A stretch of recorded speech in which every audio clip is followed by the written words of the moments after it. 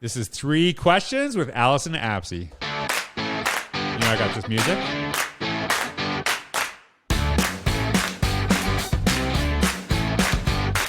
Oh, my friend Allyson from Michigan. How are we doing in Michigan today? Oh, we're so good. I'm sitting at a friend's cottage looking out at a lake. It's middle of July in Michigan. It's pretch fantastic Which here. lake is it? Well, it's called White Lake, but it does connect to Lake Michigan. Lake Michigan. Shout out Lake Michigan. I don't know if you ever watched that, but I got buttons here, right? So, hey, actually, do you know? I know you're from Michigan. Are you a Detroit Lions fan? Yes. Okay, that's why I'm wearing my Chicago Bears shirt just for you. That's why I put it on. Did you? I don't even know if you noticed that we were talking about. The Bears. Oh. Sorry, I just had to wear it. So, if you don't know Allyson Apsey, she is a amazing principal in Michigan. We connected years ago. I was speaking at a conference, and you can actually check the show notes below in the description. She wrote the book Path to Serendipity, and I actually love the word serendipity. But before we even get into the questions, can you just tell just a little bit about your book Path to Serendipity? Yeah. So, my idea of serendipity is really looking for serendipity in everything we experience. So from like joys beyond our imagination to our deepest sorrows, and then all the everyday things we go through in between, all of our experiences offer us beautiful gifts if we look for them. And I know because I've experienced the ups and downs myself that Right. often we don't see them in the moment, but just having the hope and faith that they're there, I think can help us get through the difficult times. And of course, if we're looking for the gifts and everything we experience, we're going to live more fulfilled, happier, more effective lives also. So the path to serendipity is really about that. It's a journey of self-reflection for me, and the readers go through a journey of self-reflection alongside me. Yeah, and if you don't know the book, you should really check it out. And I just love your very personal nature of like how you write and connect. And I'm a big person of stories, and I think one of the things that you said that is really important to me is I think kind of the idea of like everything happens for a reason is a little bit connected with the idea of serendipity. But I also think, and I think this is what you say, like you have to take advantage of those things too, right? Like sometimes opportunities come knocking on your door, but you still got to open it. You still got to go through, right? And I think that's part of it too. And like when we first met, we briefly connected, but you actually started writing, started connecting, and started doing stuff right after too. So yeah, there was like maybe some ideas I shared with you, but at the end of the day, it's you did a ton of work, and you've written several books since then. And it's just been really kind of cool to kind of follow your path as you go. We've been able. How many times have we actually been in the same room together? Like 4, maybe. Yeah. It's been a while. Right, but like it's like I kind of like feel like you're like a little bit of a sister to me, right? Like Aww. we have a very good connection, and we've connected over those years, and so I'm very proud of all the stuff that you did because you didn't like. You've seen opportunities, but you also did things to embrace them. Because I think a lot of times I've seen people like, oh, I wish I'd have done this. And I think a lot of times we regret the things that we don't do more than the things that we do. And so I've Absolutely. been watching your journey over the years. And I know that what you write is very inspiring. People love it. They feel like a very emotional connection to you. And so when you look at your teaching career and your career as a student, I know you're such an amazing learner, and it's sometimes we think as a principal you'd quit, like you're like, hey, I'm good, like I don't need to learn anymore, but you continuously learn and develop. But when you look back at your educational career, maybe as a student, maybe as a teacher, like who was a teacher that inspired you, and what did they do? So it is serendipitous that we're having this conversation right now because this past weekend I went to a party, and there happened to be a professor from my university at the party, and I was connecting with her and chatting with her, and I said, I forget the name of the professor who had such a profound impact on me. And through she was doing some research, I was like thinking, was her name Lauren? Like she taught me a history of women and gender studies. I thought the class was incredible, but I don't remember much of the content. But I Mm-hmm. remember this professor for a particular reason, and we actually found her. Her name is Gretchen Galbraith, and she's moved to New York to be a dean at a university in New York. But what happened during that class, this was junior year in college.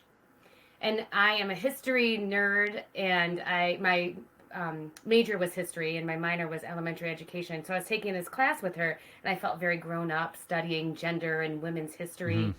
And she was engaging, she was great. But what she did is tapped me on the shoulder and said, "You're a writer." And nobody had done that. Like, nobody had seen me as a writer before. I'd like to write. I knew how to write like a 5-paragraph essay like nobody's business, and how to expand that into a 3 to 5 page paper. Like I got like grammar, like I loved studying writing, but nobody ever said like, I think you're good at this. And she asked me to be a tutor at the university's tutoring center, a tutor in writing. And I said, I would love to. I got paid a little bit of money, and I got to work with students who hadn't been taught writing in the same way that I had, and who really struggled with the structure and connecting ideas. And it was incredible, because I saw myself as a writer then, but I did not write for public consumption until after I met you.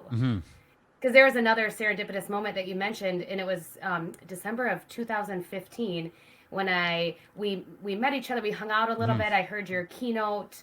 You're so encouraging of elevating educator voices and really recognizing that we all have gifts and talents and thoughts that are really important to share, and it's important to the community of educators. And it was just this, it was the right message at the right time for me. And I published my first blog post like 2 days after your keynote. That's so cool. And I know I was so nervous, like pressing that publish button, because it's like stepping off a ledge. Like all of these risks that we take, like opening the doors for ourselves, there is risk in that, because we're taking a chance, or we're exposing ourselves, or we might be rejected. And that whole idea of that serendipity mindset, if you will, is that through all of those experiences, even if it ends up being a painful rejection, there are beautiful lessons in there that can help us grow and become an even better version of ourselves. It's Gretchen, what was the last name? Galbraith. Shout out. Love it. So, hey, I know I got 2 more questions for you, but I'm going to ask a very quick question. I love podcasting. It's one of my favorite things, because like we're slated to do this for like 10, 15 minutes, and we've already been talking for 90 minutes before. And I just love connecting and just having this conversation. But I do love writing, and I love just kind of being on my own, having that time just to be inside my own head and kind of like write to learn, not just write to share my learning, but write to learn. So I love reading your blog. Someone listening here is like thinking like, hey, I want a blog. I might want to start a blog. What's like one piece of advice you'd give to them to start? Just write your story. I think you even said that to me. I'm like, I don't know what to write. Like, what's my specialty or expertise? Like, just write a story, a meaningful story, a meaningful experience in your life, and just get started. And I love that too. And I remember Jimmy Cassis, I encouraged him to start blogging, and he's like, I don't like writing. I said, well, I love listening to you talk. Just write the way you talk. And I think a lot of people like want to write like they did university papers. I'm like, who reads university papers, right? Like they're the most boring things ever. I want to hear stories. And I think, that's one of the things I love about the way that you write. And so you inspire people, and it's just beautiful to kind of hear, how that was, encouraged. And it's just amazing to see teachers that see those things in, not just kids, but adults, and brings it out in them, and how long that lasts after. And so I'm glad you could connect. So as an administrator, I know you've been a principal for a while. Is it New Zealand? No. What's the school? Why is that? Zealand. Zealand. Oh, so it's just, it's not even new. It's not old. It's just Zealand. It's just Zealand. Just Zealand, right? So it was like, okay, I got you. So New Zealand's like after the fact. Zealand was the first, and then they built a country after that. Right. There you go. So like, I know that watching, we first met at an administrator conference. I know that you've inspired a ton of administrators and teachers too, but specifically administrators is a focus on this question. So when you look back, all the administrators you've connected with, who's one that inspired you and why? I know there's so many, but in anticipation of having this conversation with you, George, I was thinking about it. And I do have to give a shout out to my first principal. So in my first teaching position was in a school district in the Grand Rapids area. And my principal left that school to open a charter school 2 hours north of where we lived. And I said, my husband and I, we were newly married. We wanted to move away from our community and kind of branch out on our own 2 hours away. And I asked her if I could have a job, and she said yes. So I helped open that charter school with her. And, and I was there for 14 years. And we grew from, we had grades K through 6. When we first opened in the year 2000, we had about 300 students. And when I left in 2014, we had preschool through 12th grade, and we had 1,300 students. It was just a remarkable experience. And the one thing that she taught me is that tradition and normal is like, it's like a rubber band. And George, just should speak to you as an advocate of innovation, that if we want to do things differently, like we had multi-age classrooms, we team taught, we had project-based learning, we had William Glasser's choice theory as a foundational philosophy for our school. So there are so many things that were, different or innovative that we were doing. And so we had to continually push against this rubber band because it always wants to snap us back to normal. And you can't ever take that tension off or that pressure off, because before you know it, one thing's going to go away and then another thing's going to go away. And then, what are we offering our students as an alternate to a traditional education? So I think that was just having the courage and having the wherewithal, I guess, for lack of a better term, to keep pressure on that rubber band so that we don't snap back to normal, and we keep a focus on, what can we do to serve our students in their learning better. Well, and that's one of my favorite quotes. This is not mine. It's just an anonymous quote. Is tradition is peer pressure from dead people. That's a great quote. That is a great quote. Hey, I love that one. So I think that idea is, I think the mix up with this is that you're saying like, no one saying tradition is bad, right? No. And I think that's one of the misconceptions. It's if doing something because you've always done it is not a good reason, right? So there's some traditional practices that are great. And I think that you can continue to use them for some kids. Some kids need, different elements. And I think pushing that, and like one of the misconceptions that I hear often in education, and I think that's such a great lesson, is that, parents, they don't want school to change. They want it the way it is it was for them. I'm like, that's not true at all. Parents want what's best for their children. But if they only know their experience, they by default think it's the best. But when reality, if you can show them something better, even through experience, right? Like we actually had a parent blogging night where parents are blogging, and they walked out and they're like, this is so much better than when I was a kid. And we're like, yeah, we got them. That's it. Because they saw that power of it too. So like, it's not saying tradition is bad. It's not saying new stuff is good. It's finding what's best. And sometimes it's new, sometimes it's traditional. But I think, you had your focus in the right place, and that's, and kudos to you and that administrator. What was the administrator's name? You never even said it. Kane Mentley. Shout out. All right. Okay. Last question. Okay. Actually, before the last question. So I'm going to put you on the spot because this is being recorded. Okay. So this is going to force you. I'm nervous. Yeah, that's good. That's the point. You said you're writing a new book. So now you got to talk about it, which means you got to start writing it, because now people are going to be anticipating it, because now you got to get going. Get down. Yeah. So tell us about the book quick. I'm writing, this book has been in the works for a couple years, and it's called Leading the Whole Teacher. And it takes that concept of taking care of our students as whole people and applies them to teachers. So a book for school leaders or teacher leaders, district leaders, to take a look at how we can create nurturing environments to support our teachers to do their best work with our students. That is going to be awesome. Thank you very much. I love that when you first brought up when we were talking in our first conversation, I just thought, and I wanted to apply a little bit of pressure to you, because you said it's been in the years, so we probably need this right now, right? Like we got to get going on this, because this is probably something that, we needed a year ago. So I think the teaching the whole self. So look forward to that coming out soon. So last question, you have done incredible learning. I've watched you learn just in a short time, just grow exponentially just in the short time I've known you. And I'm sure you were doing that before with different opportunities. And so when you look back at your teaching career, when you look back when you first started, what is advice you would give to yourself that you wish you would have had? and it seems so simple, but the advice I really needed was, you're not supposed to know it all.